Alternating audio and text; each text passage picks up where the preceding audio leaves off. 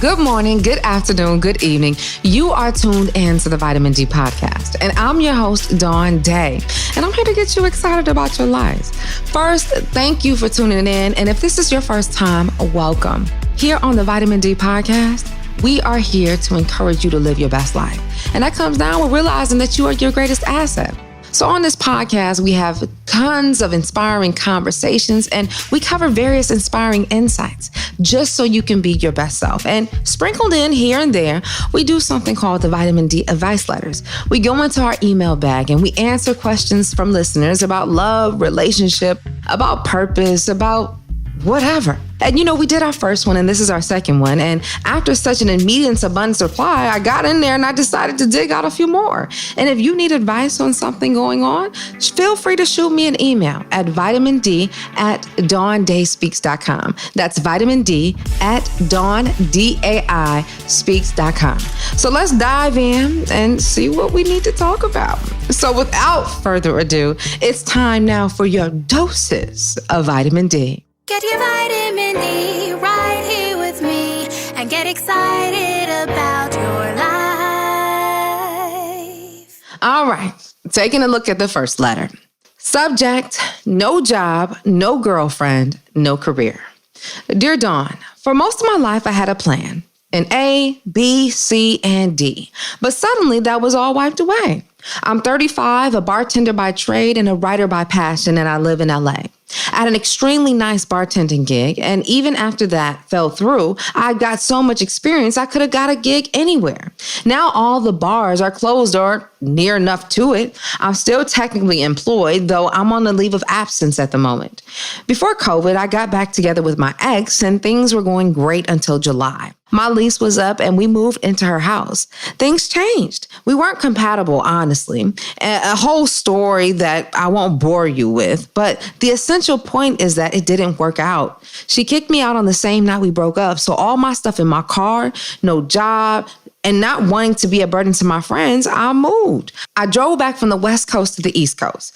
I'm currently staying with my family, but I'm down to my last $1,500 with no additional income in sight. Once the unemployment dries up, I thought about being a cop or maybe finishing the book I was writing, or I don't know. Should I wait this COVID thing out? I just don't know what to do right now. I'm out of shape because my ex didn't want to go into the gym during COVID, so I feel tired and worn out from the things that would have been no problem before. I want to get my life back to where it was. In the words of Justin Timberlake, cry me a river. Now listen, I'm not trying to be funny. I'm not trying to be mean. I just want to be real with you. Now, when you decided to submit this letter on Vitamin D Podcast, you know that we are about shedding light. And shedding light is going to come with the good, the bad, the indifferent. It's time for you to see what it is that we need to fix. And right now, you're in a situation where you're not feeling like you got purpose in your life. But here's the thing. When you identified and you said that you have a bartending job by trade and you are a writer by passion, well, we're all about pursuing passion. And when you talk about pursuing your passion, that tells you that you're on the brink of greatness because not everybody has the courage to pursue their passion. All right. So if you're on the brink of greatness, let's talk about it. When we talk about being great and we talk about having purpose, I mean, look at it. We can look at all the tons of people that are millionaires, billionaires, those who have said that they have found a passion or they found a happiness or they found this level of peace of just being wholeheartedly who they are. There's this thing is that they knew what they wanted. I'm looking at this letter, and while you've told me that, you're a bartender by trade and your writing is your passion, I got the feeling that you don't know what you want. Because you got too many options to choose from. What do I mean by that? Well, you didn't say being a cop was your passion, yet you're entertaining that idea. You didn't say unemployment was a passion, but it sounds like you're comfortable with being there. You're in a situation where you didn't say bartending was your passion, but yet you're complaining about because no more bars are being open. Did it ever occur to you that maybe you're being isolated because now it's time for you to walk into your purpose? See, when you have other plans like a B, a C, a D, and E, everything else that you can possibly think in your mind, well, that causes room for distraction, for you not to focus at the heart of the matter. And usually when we talk about passion, that encompasses purpose. And when we talk about purpose, that talks about beating for something, being alive for something. See, I believe that passion beats on your purpose and purpose beats by beat by beat. It gives you a reason to keep going. And that's why you identify with purpose, passion, and life. Are you choosing life? Are you allowing life to choose you? Now, yeah, I said cry me a river because it sounds like you're doing a lot of complaining here. And if you want to keep on doing a lot of complaining, you're going to watch your dreams float away. Okay? You said that you are a writer by passion. Why aren't you pursuing your passion? That seemed quite obvious from point blank. Why aren't you pursuing your passion? Then you said you thought about being a cop. Why is that an option? And then you just threw occasionally in there, or maybe I just finished the book I'd start writing. Why isn't that at the top of the list? Here's the thing. Sometimes we fall apart so things can fall back together. You hear what I'm saying? Have you ever seen a picture of a mosaic, right? Mosaic are usually encompasses of little pieces that when they come together, they make for a beautiful picture. It's the imagery of it all. And these pieces are broken in different situations, you know? They're a little uncomfortable, okay? But when you get all those pieces, those different areas of your life, your different experiences, it makes out for something beautiful. Why are you letting these distractions, okay? B, C, and D, the idea of not having a girlfriend who was once your ex and possibly perhaps she was your ex for a reason, get in the way. You are allotted right now to have all the time that you want to do what it is that you know that you're supposed to be doing. My only next question is, are you sure that's what you want? Because when you want something, you go after it and you see it through. Now, you're talking about waiting to this whole COVID thing dies out. Well, heck, you got your whole life to wait to die. But your dreams, that's another story. You know, they say the richest place in the world is in the cemetery. How many people die with their dreams? It's no shade, but you're not a person that's excused from making excuses. You got a laundry list that I'm looking at right now. And you got to understand, too, that once you get out of the excuses, you can move forward. Now, you said this whole situation that your girlfriend, because she was thinking of you at the time, your ex-girlfriend, of you not wanting to go to the gym because she was concerned about your health. Well, you go make the excuse like you can't get your foot on these cement and get to walking down the street. What's stopping you? And so you got to understand why that is so important, because your body is your instrument. It's your vessel for where these words are to come to life with. Well, if you aren't taking care of the vessel, how are you going to pursue the passion? And if you ain't got the passion, where's the purpose? And if you don't feel like you're going to have purpose that's going to be compassed with passion, what's going to push you through to living your best life? Now, because you are listening to the Vitamin D podcast, there is something that says you're interested in being your best self.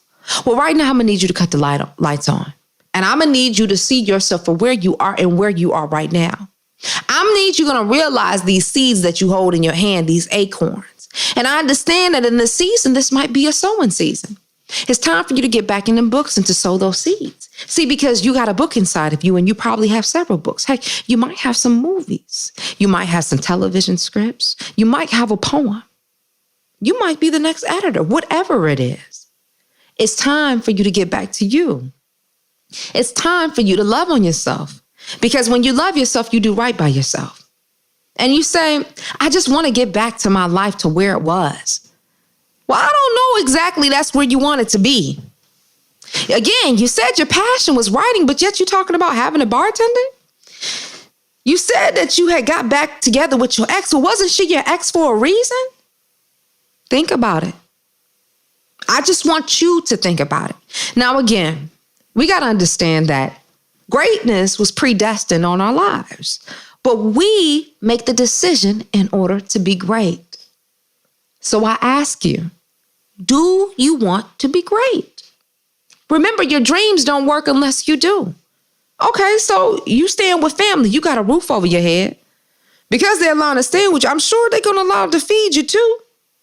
You down to your $1,500. What's stopping you from getting in the car and driving Uber? I did it.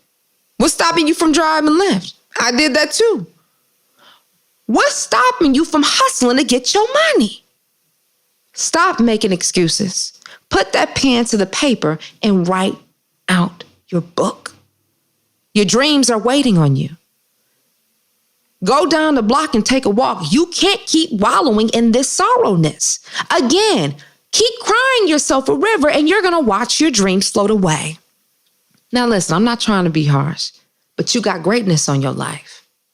And it is my duty to enlist and to tell you that, to ensure, because you don't know, just you pursuing your dreams and staying faithful to what means most to you, you could be saving another life.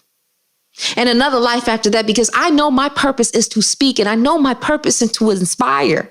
And if this is going to get you to wake up to make sure that you get down that book that it is that you are going to write, can you imagine who may pick up that book that may be in that despaired moment and then you save that next life?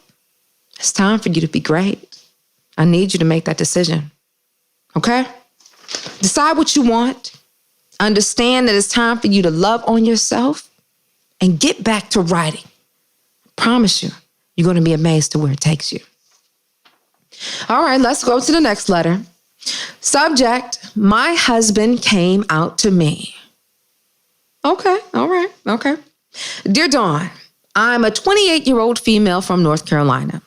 I'm writing to you about my husband. He's 31. We've been married 4.5 years. We've never had issues in our sex life. We both grew up in religious households. However, we've both drifted away from our upbringings. Him a little more so. He said he's known he's gay since high school, but wanted to meet his dad's expectations, so he married a woman. Me. He doesn't know if he's sexually attracted to me and doesn't know what he wants. I'm trying so hard to be supportive because obviously this is a really difficult thing for him as well. But I'm heartbroken. My anxiety is through the roof. I feel so lost that I'm far away from any friends or family. I don't feel like I should tell my parents yet because my mom will overreact. I told my brother and my best friend and my boss because I called out of work the day after he told me. They're all trying to be super supportive, but they keep asking me how I'm doing and what I need, and I just don't know. I feel like I don't know anything anymore. I have a therapist, so I do have a professional helping me with my mental health, and my husband agreed to couples counseling so we can move through this as positively as possible. But the unknowns are just killing me. We had just made plans to solidify our careers and start trying to get pregnant. I don't even know what advice I need. I just feel so isolated. I'm terrified of the possibility of starting over, but I don't know that the idea of staying together is comforting either. Everything seems terrible. I'm sorry if I'm just complaining. I don't know what to do. In the words of Erykah Badu, bag lady, you gonna hurt your bag. Dragging all them bags like that. I guess nobody ever told you. All you must hold on to is you. All right. You heard what I said?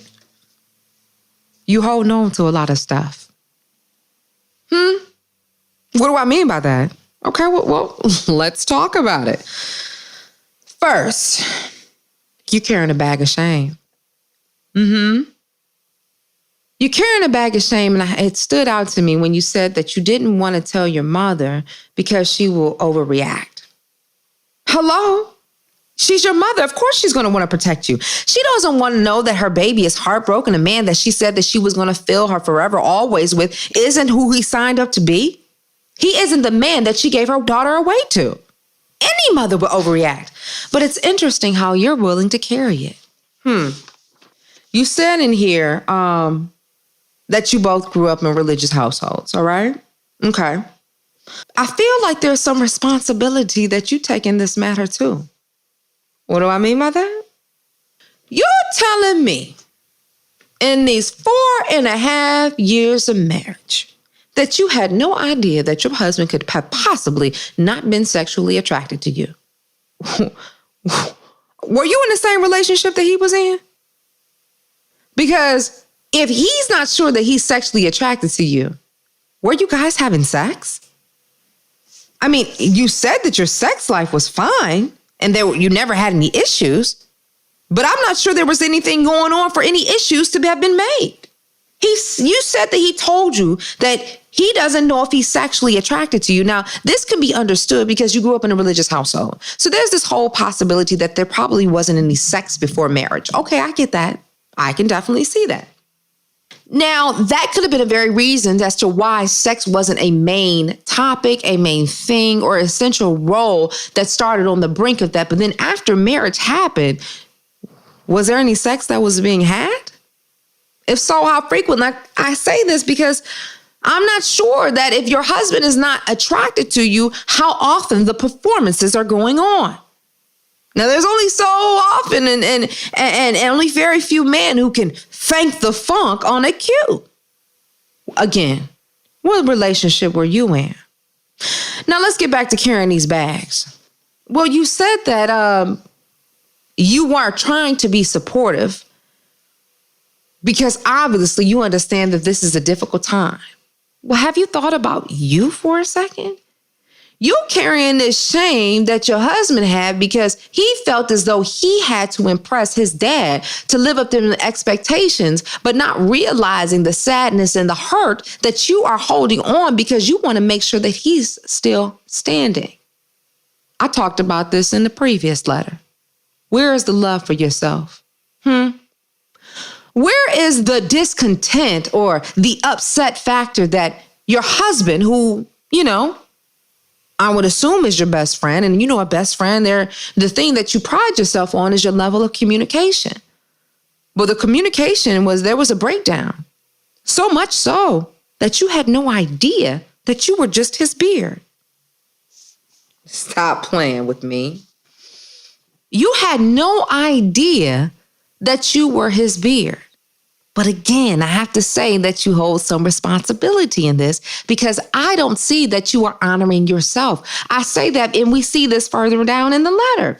We see this because you said, okay, you're signing up to go to some couples counseling so that you can move through this as positively as possible. But it seemed as though you are still stuck in the idea because you had just made plans to solidify your careers and therefore start trying to get pregnant. Well, my question now becomes, who are you getting pregnant with? Because as of right now, it's looking like you're in their own relationship with self. But again, we got to get down to the matter of why are you carrying all these bags? Now, before we start pointing the finger and we want to just look at him and the fact that he's carrying these expectations and living up to these regards to his father, I have to turn my eyes at you and say, perhaps you're living up to some expectation with your mother because you are afraid to disappoint her, to say, mother, the man that I decided to say yes to, mother, the man that I introduced you to, mother, the man that I told you I would like you to give me away to, doesn't want me after all.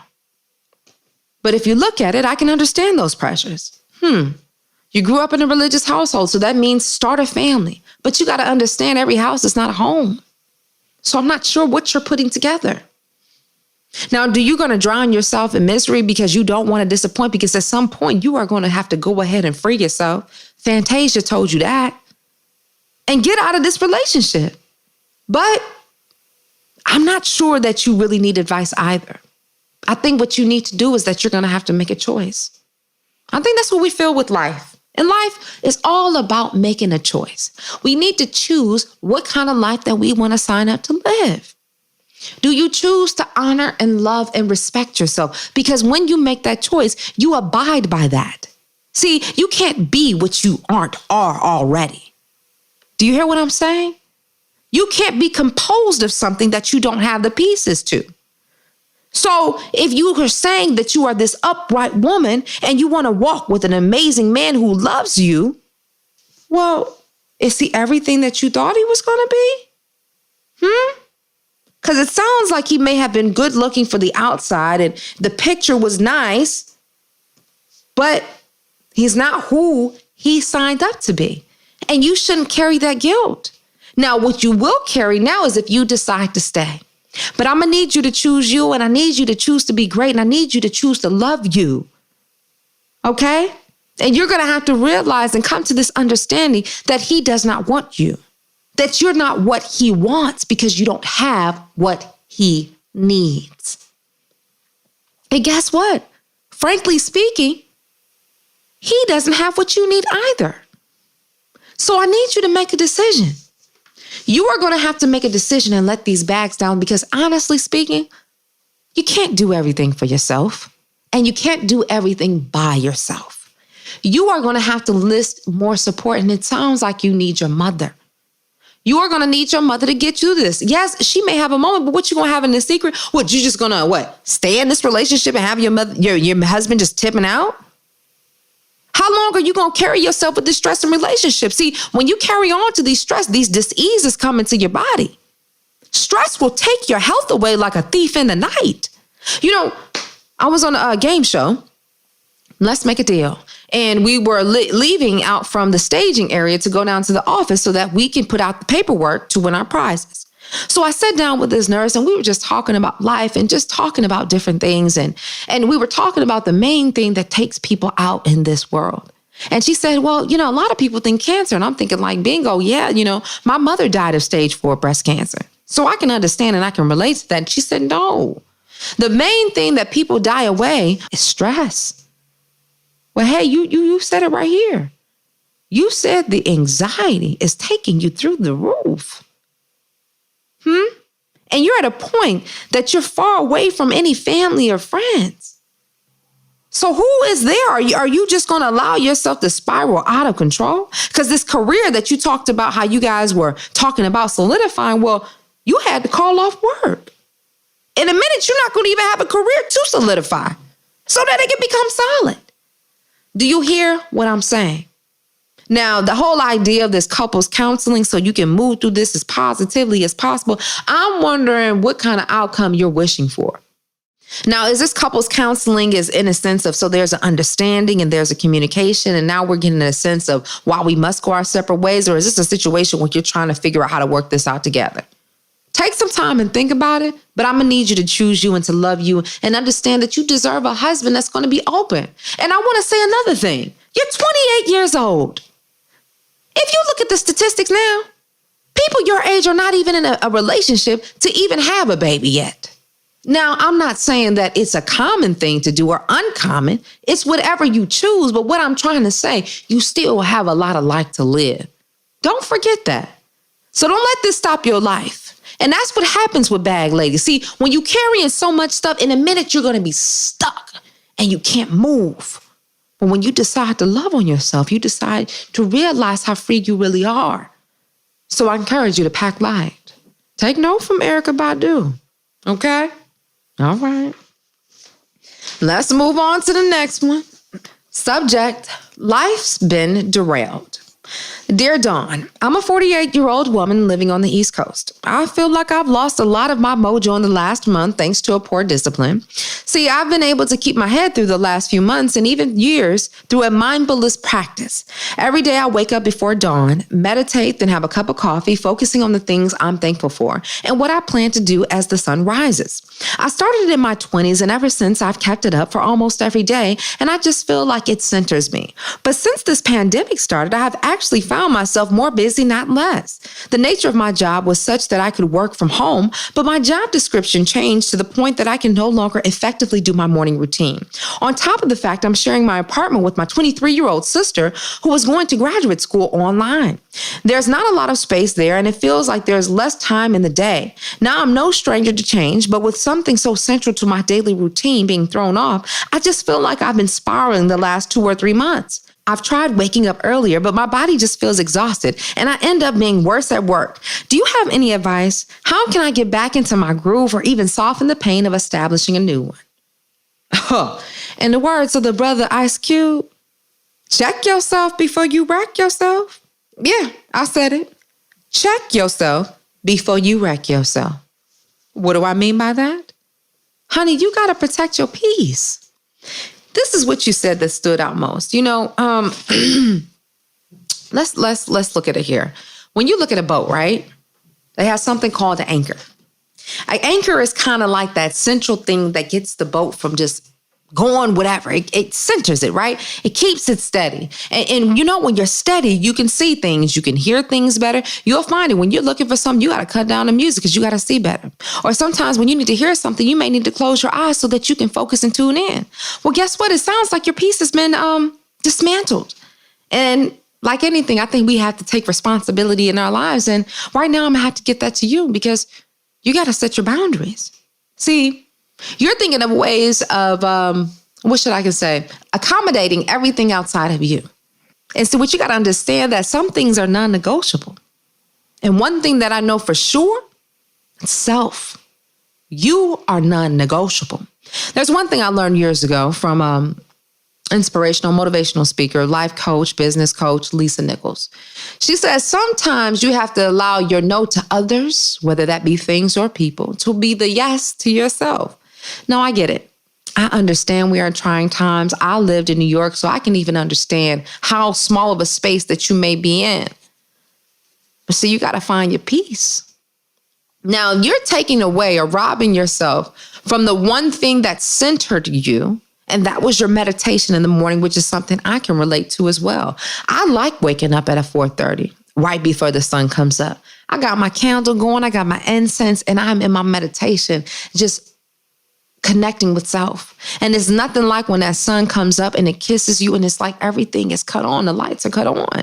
Well, right now you're in a situation where you're missing that. And like I said, I get it. We're in a pandemic. So no, you're not just going out to the coffee shop. You're not just making your simple runs to the bodega to get what it is that you need.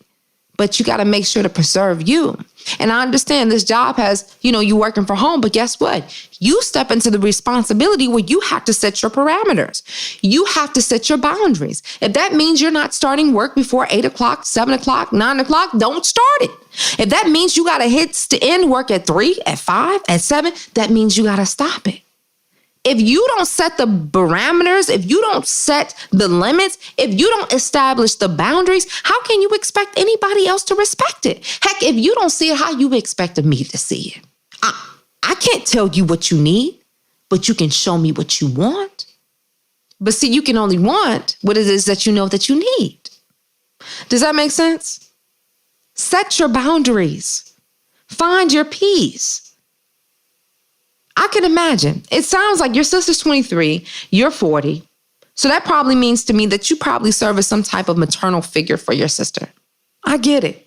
But now you're going to have to start honoring yourself more. So if that means getting up early and not doing the work, it means not doing that. If that means going down, walking 20 city blocks, go do that. But you got to find your peace. Because on the Vitamin D podcast, we talk about something about you being your greatest asset. And when you are your greatest asset, that means you're valuing yourself. You got to value yourself. And I blame you because you aren't using your voice. You aren't speaking up for yourself. You aren't telling people what are your limits. So therefore, there are so many lines that people are crossing. So find out what it is that you want. Decide on it. Then I want you to choose it. Then after you choose it, I'm going to need you to honor it. Because remember, you better check yourself before you wreck yourself. Speak up for yourself. Make sure you're heard. Create those boundaries. But more importantly, protect your peace. That's it. All right, let's go to the next one. Subject, midlife crisis at 30. Dear Dawn, maybe not midlife, but 1/3 life crisis, if that's a thing. I feel downright depressed. I should have done so much more when I was younger. Partied more, traveled more, taken psychedelics. Now those things really aren't an option. I've been feeling like I'm grasping at ways to curate my identity to feel younger. What sucks is that I never got to be the beautiful woman that people desired, and now I never will be. I am very happily married to an absolute amazing man. We have a perfect and healthy daughter. My life is great, but I still feel a void. My husband and I have been together for 13 years. He truly is my dream man, and I would never want to be apart from him. But part of me feels like I missed the chance to ever feel desired. I know that it's very petty and a sad thing to focus on, but I grew up chubby and unpopular and feeling regret for all the things I never did in life. I don't really know how to deal with these complicated feelings. I'm not laughing at you. I'm more so thinking of the lies that you're telling yourself. Well, what do I mean by this? You said it in the first 2 lines. You said, I feel downright depressed. Yet, followed by a couple things later, you said that I'm very happily married. I have the perfect and healthy daughter. You know, your husband, he's the dream man. Who are you lying to? Because here's the thing. Just like I talked about in the previous letter, I talked about the anchor and how you got to anchor yourself, because when you're not anchored, you got to be able to see things leveled, right? Because you could just wobble everywhere. You know, can you imagine that ship or that boat? It's just going down all the way down the Pacific. Okay? No, dang on well, maybe it should have been in the Mediterranean. I don't know. But in here, the thing that I find interesting with you is that you said I'm downright depressed. You have all these regrets, the things that you shoulda, coulda, woulda, did. I feel like looking back at all that things, it's almost like looking through a foggy glass, because you can't see what it is that you have. Well, that's because you've been telling some lies to yourself. Or maybe you haven't been telling outright lies, but maybe you haven't decided to see the truth. Vitamin D, we all about talking about the truth and cutting the lights on. Well, let's take a look. You said, hey, I didn't have this. I wish I had that. I'm not even desired. Well, if you want to first, let's go off of your past and all of the things that you wish you could have done, you should have done. The first thing you got to realize is that you weren't in the right mindset to be who it is that you thought you were. That wasn't the card that you played for yourself. Now you're in your mid-30s and you want to get out and have some fun because of the things that you couldn't do then. You're thinking of it on the outside because everything sounds like it's a look to you. Everything's about a look. You got to look. You know, you say you got the dream man because he's so amazing, but how amazing is your man if you don't even feel desired by him? And if you're looking for desire outside of your relationship, what are you doing in this relationship? Again, I talked about having a look. You said, I got the perfect and healthy daughter. What is this perfect thing that you're going after? What is this thing that you're chasing that you feel like you got to keep up with the Joneses because everybody else did it? So here you are in your mid-30s, going to your late 30s. You got a child and you try to go out there popping pillies and busting it open for a real one or a fake one or whatever one. Now, if your husband isn't allowing you to feel the desire that you feel, well, you got a couple issues going on. One, you're not communicating with your husband, okay? And clearly he's not communicating on his end with you. This man is so amazing and you have the dream husband that you've always wanted. Why is it that you're still feeling like you're lacking? There's definitely some self-work to be done here. Because if you keep living in yesterday, you don't understand the gift that the present is for you right now. Did you hear what I said? If you're still living in yesterday, you can't receive the gift that the present is giving you right now. So again, I ask you, what do you want? Well, if you had to choose what you want, it sounds like you want to be happy. But I'm going to need you to understand where you are, because perhaps if you were that young woman that was out there traveling so much, who was out there partying so much, and you're taking psychedelics, do you think you would have been in a position to receive this man that you deem as so amazing and the man of your dreams? Do you think it would align you in the proper situation to have a quote unquote perfect and healthy daughter? Well, you keep lying to yourself because you said that in 1 minute, I feel downright and depressed, but then you're like, oh, my life is great. Comma, but I still will avoid. Well, how great is your life?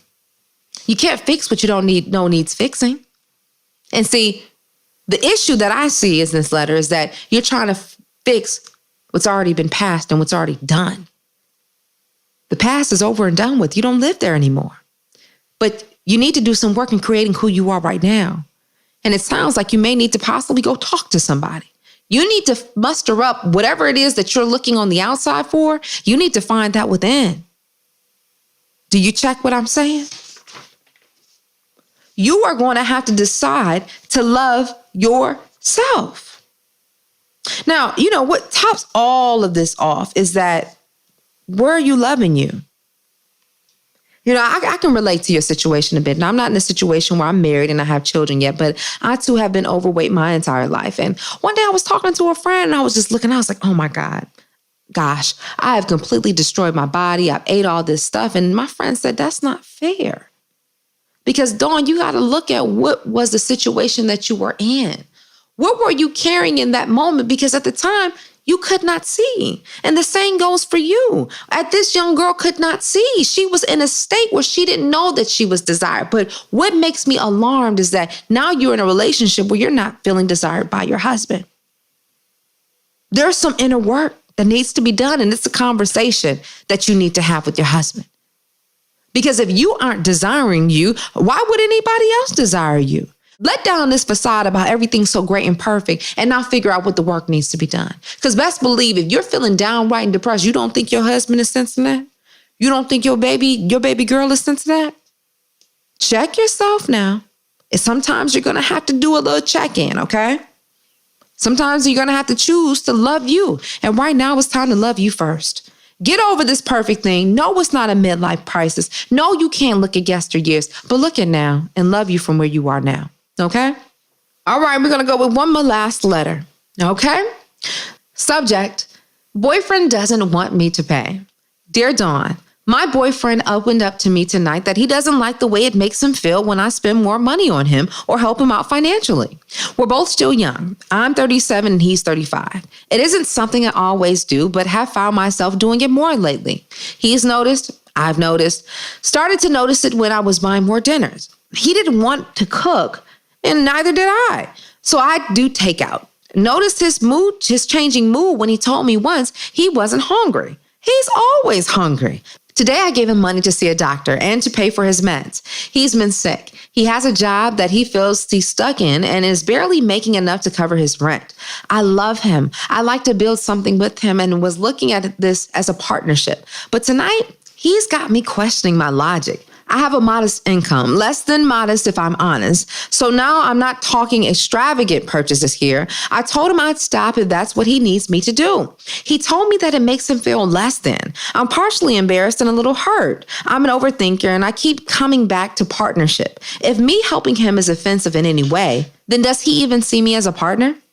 In the words of Sister Sierra, it's time for your man to level up, level up, level up.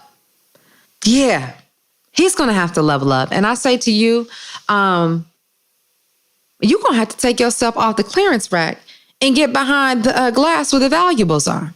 Well, what do I mean by that is that the fact that you are considering being with a man who sounds like to me, he doesn't have an ambition.